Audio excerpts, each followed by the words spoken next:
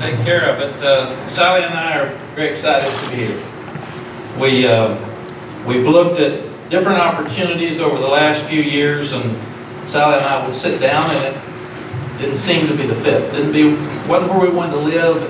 It just didn't seem to be the right place for us. So I asked Sally 2 years ago, where would we go?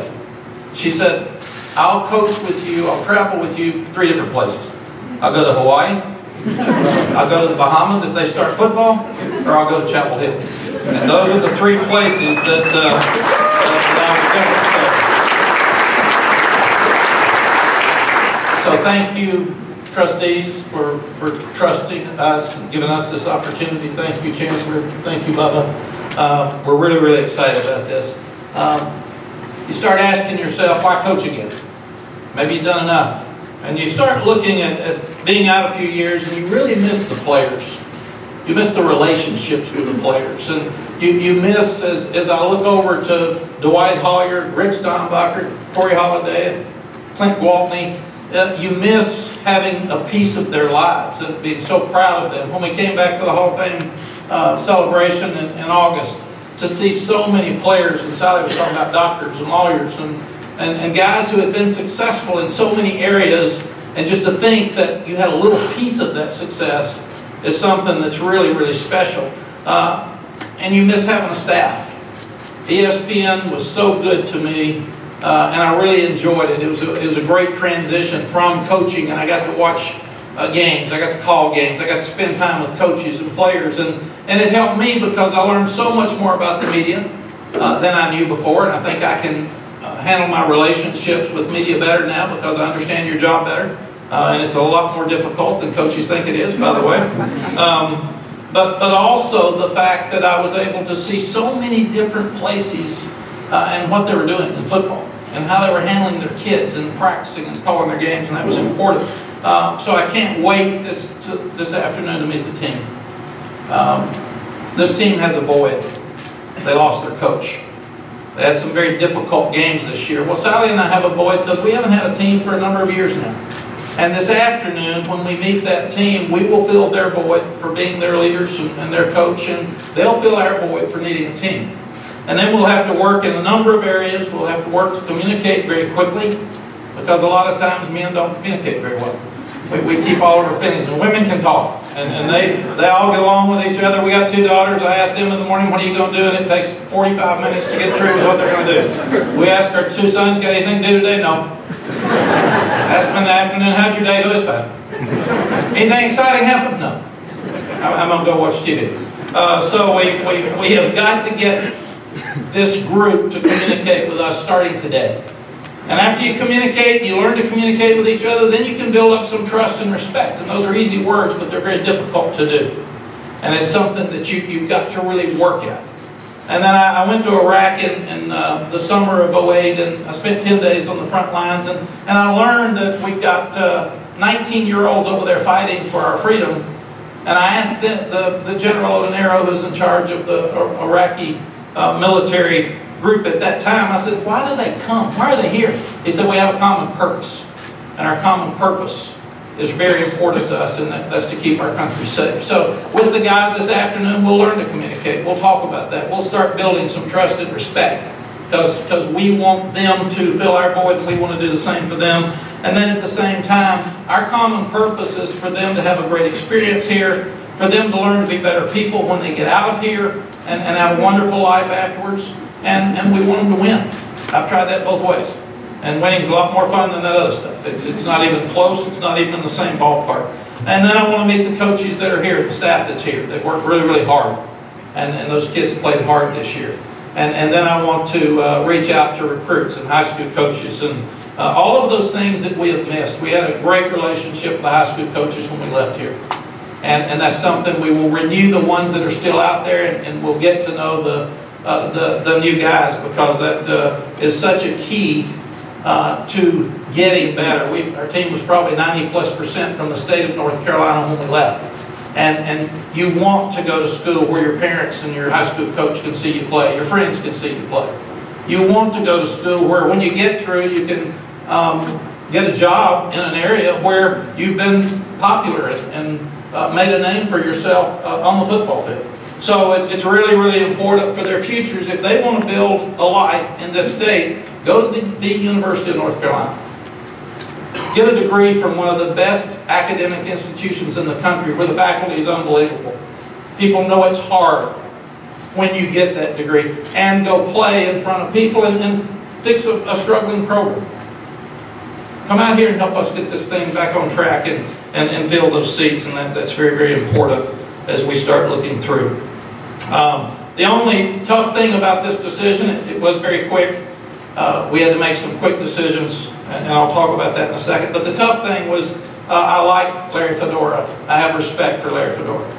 And he did a tremendous job here in times under very difficult circumstances. So I will promise Larry and his wonderful family, that Sally and I know well, that we will take care of his players and we will help them grow and move forward like he was working to do for many years here. We will also make sure that there will not be one negative word said about Larry Fedora or his staff in front of any of these players. And if Dylan, his son, wants to stay on the staff, I'd love to have him. And I have not been able to talk to Larry yet because this happened so fast. We didn't even talk to our children. So we had to text them to tell them we were coming. It moved so quickly. So, I want to make sure that everybody understands the great respect that we have for Larry, and that changing coaches is very difficult. It affects a lot of families, not just Larry's, and we will reach out and make sure that we handle all of those situations the best that we can. So looking forward to seeing the team this afternoon, looking forward to meeting the staff over the next couple of days. If people ask, have you got staff in mind? Sure I have. I've been out and thought about going back into coaching every year, so you've got staff in mind. If anybody asked, before you asked, have you contacted any coaches? None at that time. So I have not talked to anybody. Do you have coaches you know you're going to hire? I've got some in mind, but I really haven't gotten to a point that I can call permission to talk to them and see if they would be interested in coming in. So talking to the players, talking to the high school coach, the recruits, trying to talk to the 12 commitments that we have at this time, putting ourselves in a position to visit with the staff, visit with the coaches, start thinking about who you're going to bring in and move as quickly as we can is very, very important. The reason I think Bubba had to move so fast is early signing day. It's changed things, and it's changed things tremendously because a large majority of the kids signed on the first date last year. And that's not something that I anticipated. In the American Football Coaches Association, we wanted an early signing date. We wanted it so the kids that knew they were coming to North Carolina could sign. We wanted it so the kids that were coming in early in January would have an opportunity to sign because they didn't have a signing date before. We didn't think that a large majority of kids would sign. So we'll probably ask some kids to slow down a little bit and give us some time to get to know you. The other thing that Bubba did this morning and was really, really fun for Sally and I is we got to meet all the head coaches on campus. There is no better all-around athletics program in the country than the University of North Carolina. It's a flashback, but Coach Williams and I, we worked together here my first year.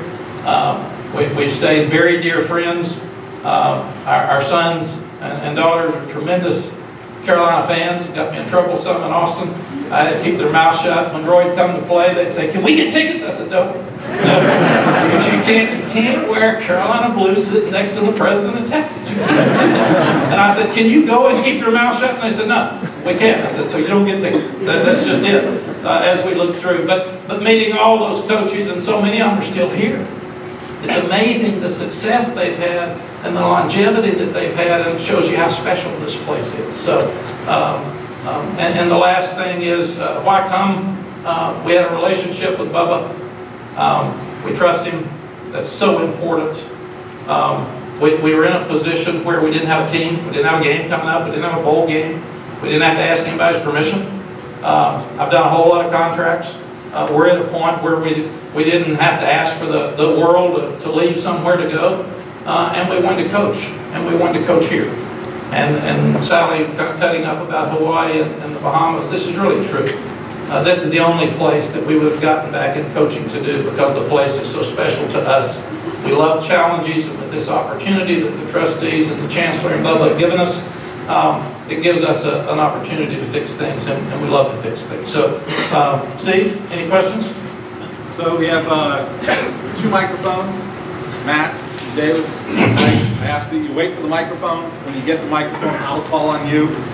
If you will introduce yourself and who you're with for coaches' benefit, and then I'll try and kind of cluster you, maybe pass the mics to each other. But first question is Aaron, then Greg, then Andrew.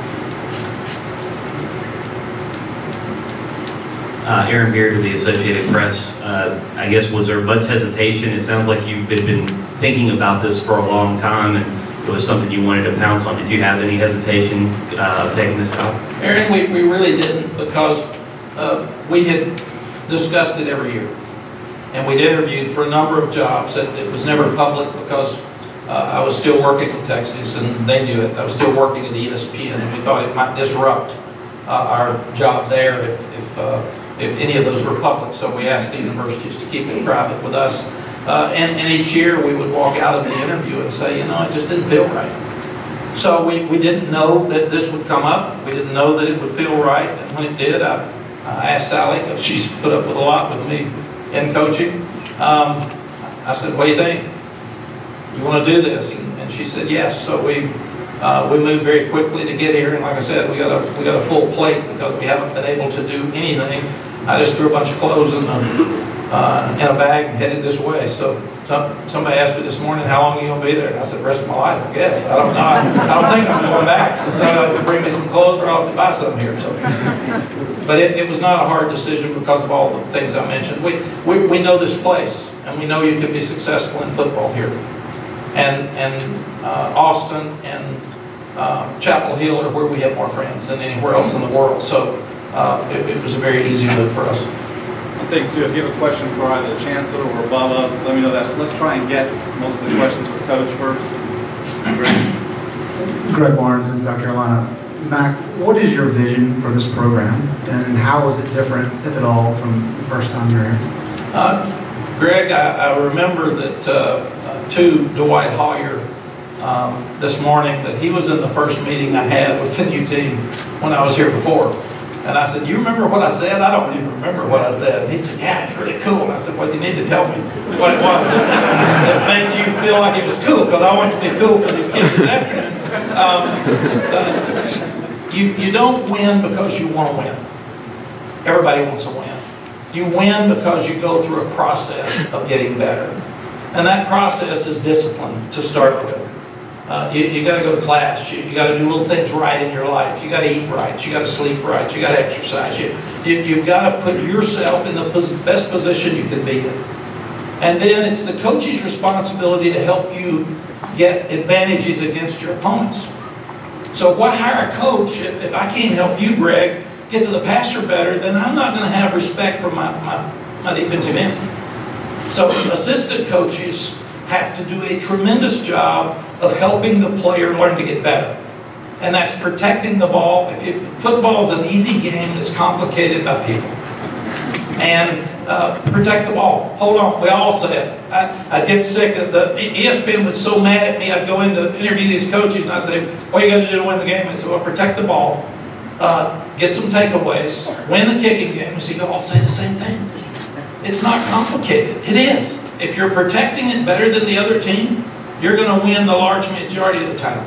If you can kick it well enough to get it far enough on the other end that a college team has to take it 80 yards instead of 40, the percentages are overwhelmingly against the offense that they will drive it that far without too many penalties or mistakes.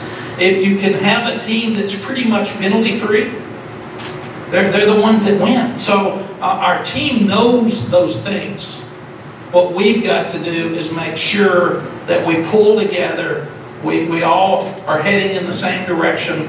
I'm going to tell them that enjoy your holidays, because this is the last time you're going to have them. We're planning on winning next year, and for the seniors, you can't say we're going to rebuild. You can't say we're going to play all young guys. We want to win next year. We want to win now, and that's very, very important to us. So trust, communication, trust, respect, common purpose, making sure that we pull together as a family fast, and you do your job. Our biggest rule will be always do what you know is the right thing to do. And if you have to ask somebody if it's the right thing to do or not, it's not. Don't do it. And that'll be our biggest rule. And as long, and then the responsibility's on them. If they break the rules, they'll be held accountable. Period. And we're going to be player friendly. We're going to love them. We're going to get to know them. We're going to re-recruit them. But if they mess up, we're going to punish them. And that'll help them when they're 40 and when they're 60. And that's our responsibility. So we'll talk very little about winning. We're going to talk about process. We're going to talk about confidence. We're going to talk about discipline. We're going to talk about getting yourself in a position that the coach that's teaching you, you will listen to, and you'll be better because we're developing you as a person, a confident person, and a player. When I was coaching before, people would get on me some because when things were bad, I was the cheerleader. And they always said, "Wow, you're cheering, you're getting your tail beat." I said, "I want those players to know I hadn't quit. I think we got a chance." When we were winning, I was all over them because I wanted them to understand, don't get complacent. Sometimes early scores are imposters in football, and you got to play 60 minutes. And the thing I loved the most about football was winning late games close. I didn't like getting behind, but I thought it was the coolest thing that you had confidence and the ability, the discipline to come back and beat somebody late in the game. And I miss that. I look forward to that. Andrew Jones, Tar Heel Illustrated. How much were you able to follow this year's team, and do you understand maybe how familiar are you with what you're inheriting, positives, and maybe some of the things that need fixing? Yeah, Andrew. It was Andrew. Yes, Andrew. It's a little unique because I was here for practice early in the fall, so I actually got to watch the team practice, and so I saw that and actually talked to Larry about you got a chance and you got some good players and got some things going. On Saturday at ESPN, my job was to sit and watch 24 games. So we've got 6 TVs in front of us, and we're supposed to be sitting there emailing things to our producer that we want to talk about. And so I saw every game. Now I had to get up and go on set, and I had to go eat and do different things, so I didn't see every play of every game, but I've got a pretty good feel of who we are. The thing that I was really proud of for these kids, these assistant coaches, Larry's staff, they played hard. I just couldn't believe it, just sitting there watching the Virginia Tech game. I nearly texted Larry and Bubba right at the end of the game saying, "I'm going up by 12, I'm out of here. I got to go do something else," and then the fumble, then the drive, and it was a year that just, things like that didn't fall in line late. So I know the numbers, I don't know the names. I've heard there's 12 recruits, I don't know who they are. So I'm way behind in so many areas that I've got to catch up. The good thing about the early signing date and dead period, I'll have till after the convention to get all this stuff done and get a staff in place and know who the players are by the time they get back. And we just got to really try to figure out recruiting between now and the 19th. Hey, Mack. Ed Hart with Greensboro News Direct. Hey, Ed. How you doing? Good. How are you? Fine, thank you. What are your ties to North Carolina through the years? How have you kept up with the state and with Chapel Hill, and just your impressions of it from afar? And is the fish tank still over there? It was funny. Sally knows I love to fish. So moving into the new building, she bought a fish tank. Not the university, but she got permission to put the fish tank in my office and didn't tell me. And I was walking around looking at that glass over in the corner, and I never got to move in the office. So actually it was public that the fish tank was really important to me. So the Lost Odds put one in my office in Texas, and I had one there for 16 years. And was it Rick or Dwight? Somebody told me, where is the fish tank? It's in the Ronald McDonald House. It's in the Ronald McDonald House. Everything around here is really run by friend James Spurley. So if you need anything, James was on the sideline for the national championship game, and I think he called plays late in that game. That's what he said. The first one, he didn't call plays in the second one. So, Dan Brezowitz helped us with that building before. We're so proud of that building, and still today, because it's withstood the test of time. Dan texted me the other day and said, "You'll finally get to move into your office," because I never got to move into it, which is unique. But we have a house in North Carolina. We've been up at Glenville, and we love it up there. And we've actually stayed there since we left Texas, from June till late October when the leaves changed. And we've kept the relationship with so many of our friends. I'm like the kids, I pull for Roy like I'm sitting on the bench. The only difference is they yell at Roy when something goes wrong. I don't yell at Roy. So it's been so fun knowing Larry and following him. It was fun for us to pull for Carolina football too. And when you're at ESPN, everybody's got their teams. Well, my two teams were Texas and North Carolina. So I'm with Jonathan Villman, I'm with Kevin Nagandi, and they're Miami and Temple. So every week, if they're there, so how's your team going to do? So excuse me. So we had our little side bets as we would go into it. So we've been very involved in watching this university for a long time. Brett Friedlander, North State Journal. If I could direct this to both Coach and Bubba, there are a lot of examples of coaches coming back to jobs that they once had. Johnny Majors at Pittsburgh, John Robinson at USC, Bill Snyder at Kansas State, where it hasn't worked out. What factors make you confident that in this particular case you can buck that trend? Bob, go ahead. Thanks, Brett. Well, Mack is unique. University of North Carolina is unique. He had been here and he'd been incredibly successful. He went on to Texas, had a great career down there, and got complete faith and confidence that he'll do the exact same thing here. And it's all about those relationships that he talked about. I couldn't be more excited to have him here, and I know that the players, the high school coaches, the university community, this town will completely embrace him, and I'm looking for really good things to come, and come very quickly. And Brett, we know the place. So many of the people are still in place. It's amazing watching those head coaches this morning. Nobody left. I mean, they look a little older, but they're still winning games and doing that. The other thing is, if you think about it, when you hire somebody, I don't know what the percentage is. It'd be interesting for y'all to look. Most of the coaches don't make it, period. Whether it's their first stop or their second stop, because it's a very, very hard profession. And we have made it everywhere we've been. We know how to win, we know how to make it work.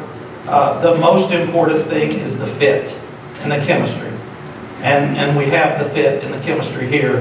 And to me, that's the most important thing. Plus, I've got, this afternoon, I'm going to meet with Corey and Dwight and Rick, who I trust with my life. They put me in the Hall of Fame. And they're big, good-looking guys that are smart.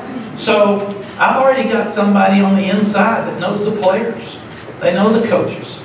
They know everything that's happened good over the last 10 or 15 years. They know everything we've struggled with. So I have such an advantage with those guys this afternoon. I'll be way ahead by 5 o'clock today on knowing exactly who we are. Right here, Matt, Jeff, how you doing, Coach? Jamie Rich for Spectrum News. Welcome back to Triangle and Chapel Hill. Thanks, Jamie. What's going to be the biggest challenge for you when it comes to relating to these players compared to the ones that you were recruiting, with you being out of coaching for the past 5 years? What will be the biggest challenge for you with these players compared to those? It's a good question. It's exactly what I said. Earning their trust and their respect, because they don't know me. I'm a new guy. Now, there's some great advantages that they have watched and listened to me on TV for the last few years.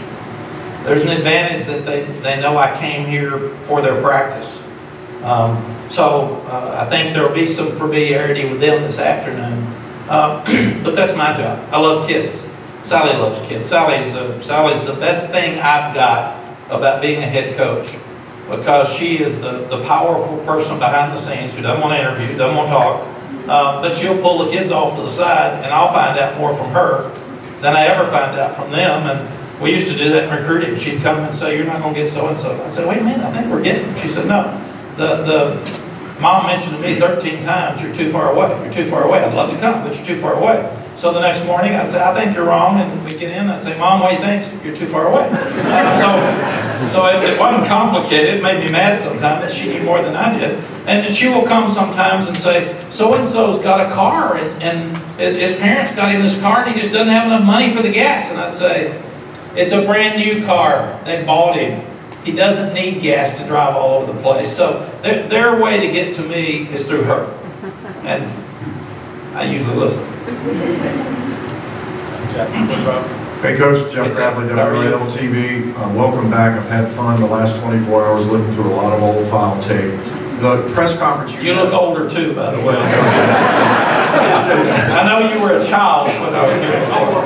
Yes. The press conference when you left and you held down here to go to Texas, you said, why do you go to Texas? You said, I felt the need to go help. Would that be a similar sentiment to why you accepted this job? Absolutely. I love this place. Sally loves this place. It needs to be really, really great in football. Every other sport is great.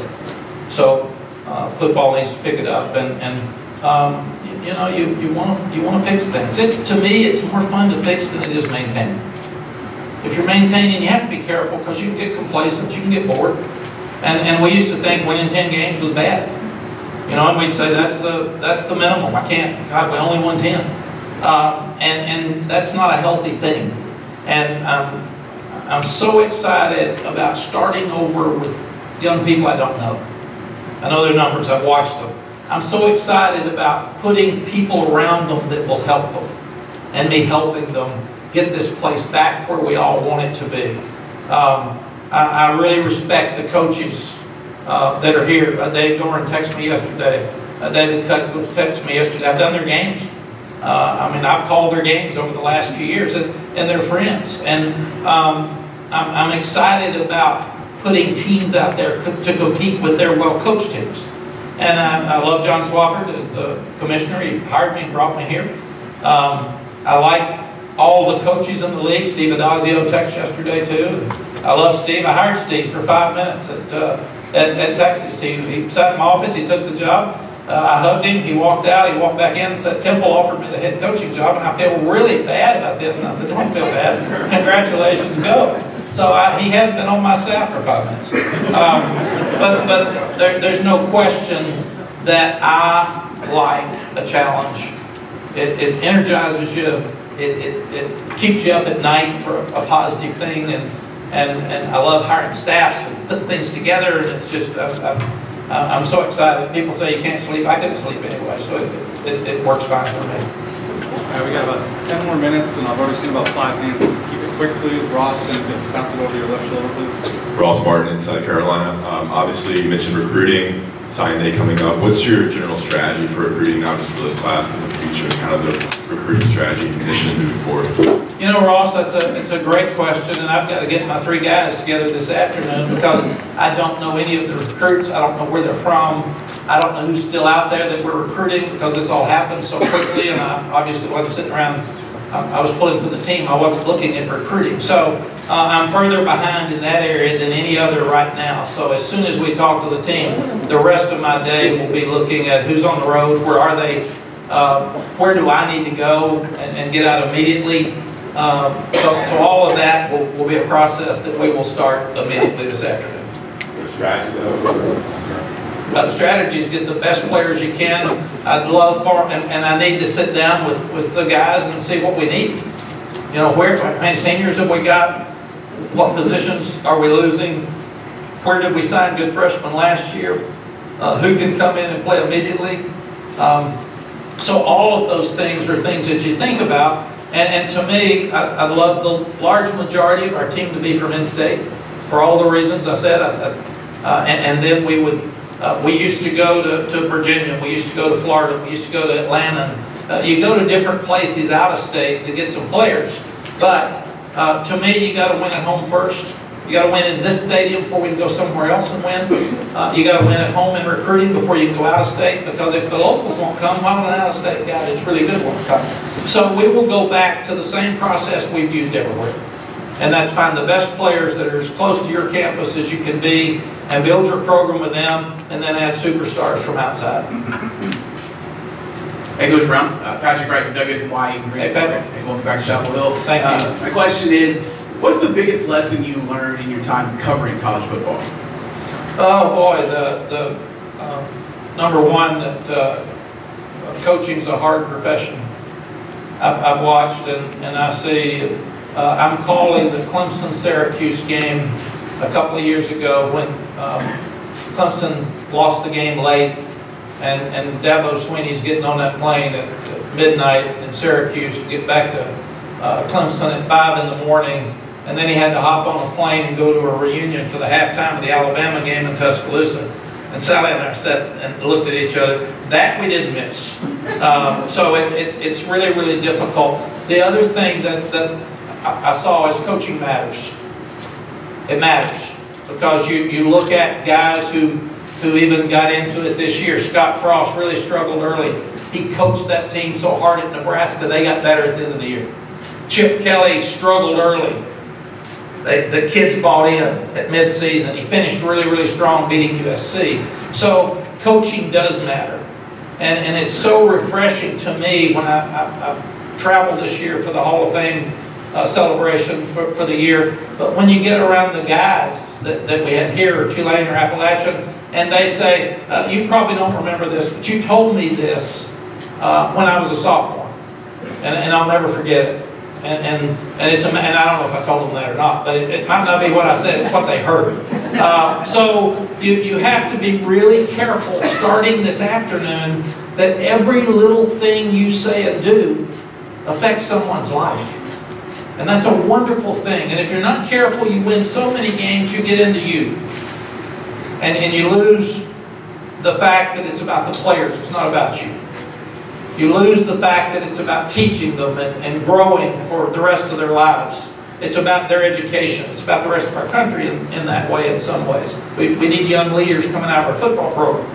And if you're not careful, we were 25-2 at Texas in 08 and 09, and I was crushed and really wasn't that positive with the team after we lost to Alabama, because I knew it was so hard to get to the national championship, and it was so important to the place and the people that I had let them down. So I've got to make sure that it doesn't get off track again and be about just wins, or be about just me and how many games I won as a coach and what we can do. It's about the kids, and it's about the process. And I'm starting from a much healthier place now than when I finished a few years ago. Last court. Kip, then Art, then Jonathan, then Brant. Kip. Yeah, hi, Mack. Kip Coons from Pressbox View. Hey, Kip. I'm wondering, did you reach out to any of your colleagues in either broadcast or coaching about the advisability of getting back in at this after a layoff? Yeah, Kip, it's a good question. It was interesting that every year we've had a coach get back in that was up there, and I had not. And they all would ask me, would you get back in? And I always said it'd have to be perfect. I'm not going to go unless I'm passionate about going. I don't just want to go and coach. I want to go coach at the right place where I can make a difference and where we wanted to live, because that was very, very important to us, that we're around friends, and this is the only place that worked for all those things. So, but I didn't really have time. Very honestly, the only one I had to get approval from was Sally, and we have really enjoyed our grandkids for the last few years. My 8-year-old last night was disappointed. He was really happy we took the job in Austin, but he thought we were going to live in Austin and coach at North Carolina. So he got a little confused when he understood Pops won't be here anymore. And then his dad took him out late last night and got a schedule out, and he said, look at all these great games, look at all these great places, you can go with Pops to these. So I'm already committed to the 8-year-old to take him to the Virginia Tech game next year. So that's the only commitment I've made, and that's the only staff power I've made in my mind, is he'll be with me. And his dad, Chris, was on the sidelines with us here so many times. Chris really wanted us to take the job because he thought it was such a wonderful experience for him to be on that sideline. He wanted the grandkids to be able to see their pops in a coaching role again. So that's kind of cool too. Art. Hey, Art. Congratulations. Welcome back to you and Sally. Thank you. I heard a story this week about a woman that you didn't know and doesn't know you, called you at Texas after you won the national championship. A former player here was in trouble. She knew the player, and she wanted to ask you for help, and she left a message, and you called her back within 10 minutes. And that underscored to me the amazing affinity that you kept. There was some hard feelings when you left, but the amazing affinity that you kept for Chapel Hill and UNC. Was it because you were here that long, because you met Sally here, because Swafford hired you, because that he stuck with you after 1 and 10 and 1 and 10. What is that amazing affinity that you've kept all these years, continued to come back and visit and live in the mountains and all that stuff? Number one, I grew up in Tennessee. I coached at Appalachian.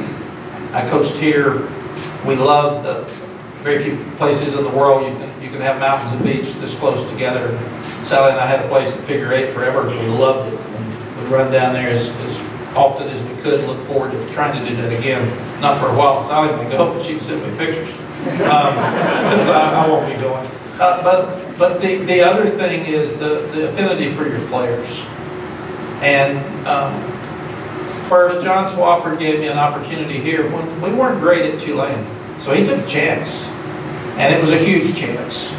And it took us a while to get it fixed. And I remember, bless his heart, Woody Durham asked me after a ball game, and the year we were 6-4-1, I think, maybe third year. And he said, are you going to get this fixed? And it just popped out. I said, yes. I don't know when, but I know it's going to be fixed now because we're getting good enough and things are better moving forward. But the last part of that is that, so I owe this place a whole lot, and that's why I want to come back and do my part. The last part of this is the most important thing to all of us are our families, our kids and our grandkids. And when you walk into a recruit's home, you're taking the most valuable thing in their life out of their house, and you're responsible for it. So whether it's these 4 guys today, whether it's somebody who needs a job, one of the problems I've gotten so many text messages from ex-players when you've been a head coach for 30 years. Hey coach, love you, need a job. Hey coach, love you, I coach defensive backs. Hey coach, love you. And I'm saying, oh my God.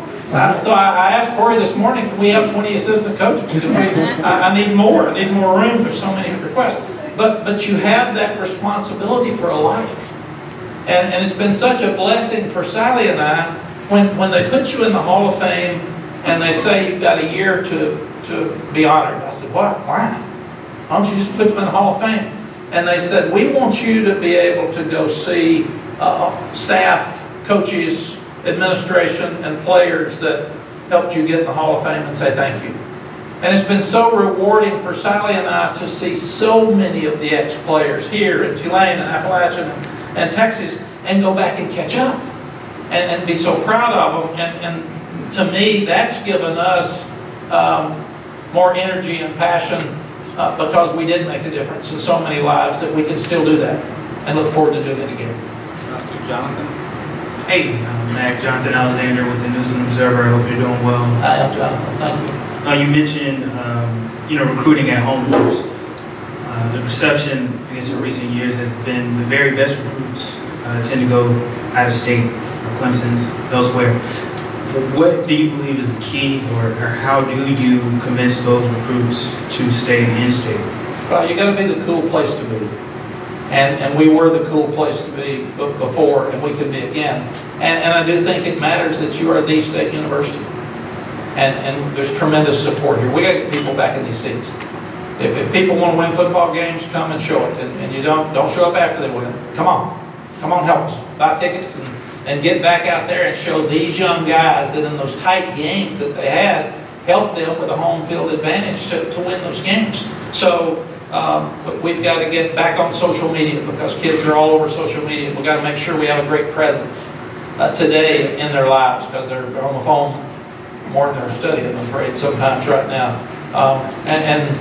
What we've also got to do is show people again, like we did here before, that we can win and that we will win, and you need to jump on and be part of it now. The other thing we have here, and I think Roy had to leave, we have a tremendous advantage because we have such a great basketball program. Kids love basketball, and they love to come and see it, and they love to be around it and be part of it. So Coach Smith and Coach Williams and Coach Guthrie's always helped us recruit. And that's something that Roy will help us with again. I remember Greg Black was a great defensive lineman for us outside of the Charlotte area. His mother said, Greg will come, and is about our 5th year here, but I'm going to ask you something, and if you'll do this, he'll commit. I said, what is it, Miss Black? She said, I want Greg and I to meet Coach Smith before the Duke game. And my first thought was, I've been here 5 years, I've never met Coach Smith. So I don't know that you can do that. But so I'll never forget, I called Coach Smith. He spent 30 minutes with him before the Duke game. And he committed to Coach Smith, he didn't commit to me. I'm good. I'm good. Coach, hold Mama to that. Mom said, I'm in, Coach. You did what I asked you to do. So we will use Roy and the tremendous basketball program to help us get back on track as well. Well, Brant, nice enough. You'll